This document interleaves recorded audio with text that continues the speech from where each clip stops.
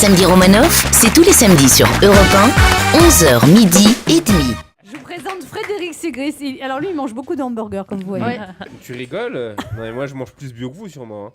Alors, monsieur Dufumier... Ah bon, on va pas s'y mettre. Non, mais ça saute pas aux yeux en me regardant, mais je suis un écologiste convaincu. Alors attention qu'on se mette d'accord, un écologiste, contrairement à ce qu'on pourrait penser en voyant Yann Arthus Bertrand ou Nicolas Hulot, c'est pas un mec en illéco qui dit de faire du vélo. Non, un écologiste, c'est pas non plus une ministre qui se dit écolo dans un gouvernement qui ne l'est absolument pas et qui parle comme si elle était coincée sur le bouton avance rapide.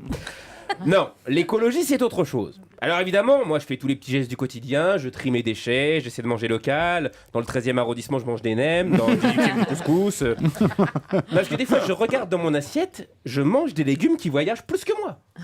Des concombres qui viennent du Cameroun, des melons qui viennent de Floride. Alors à une époque où on est tous en train de se demander si on aura assez d'argent ou de pétrole pour pouvoir encore prendre l'avion, les légumes, eux, ils ont jamais autant voyagé. La mondialisation, c'est un petit pas pour l'homme, un grand pas pour les crudités. Alors le risque, quand on dit aux consommateurs de privilégier le bio, les filières agricoles de proximité, de lire les étiquettes des produits plutôt que de lire Closer pour savoir si Julie Gaillet a de la cellulite ou non, c'est de s'entendre dire c'est quoi ce discours de bobo là, le bio c'est cher. Et ça, c'est vrai, on vous l'avez dit, c'est cher. C'est d'ailleurs pour ça qu'il n'y a pas de caddie dans les magasins bio. Tu prends qu'un article. Personne n'aurait les moyens de le remplir. Et c'est ça qui est fou aujourd'hui. On paie une fortune pour des aliments que nos grands-parents mangeaient parce qu'ils n'avaient pas de fric. Je vous laisse réfléchir à ça. Il opine du chef. Le problème, c'est qu'en Occident, on mange trop. Alors finalement, si on devait manger uniquement ce que l'on a chassé, eh ben, il y aurait beaucoup plus de végétariens.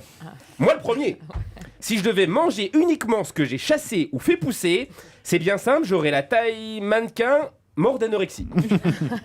En même temps, pour vieillir en bonne santé, il y a deux principes. Manger bien et faire du sport. Et ben, en lisant votre livre, entre les poissons gavés aux antibiotiques, ceux qui nagent dans des eaux polluées, les fruits pleins de pesticides, l'huile de palme en veux-tu en voilà, on se rend compte que finalement c'est devenu un sport de manger bien.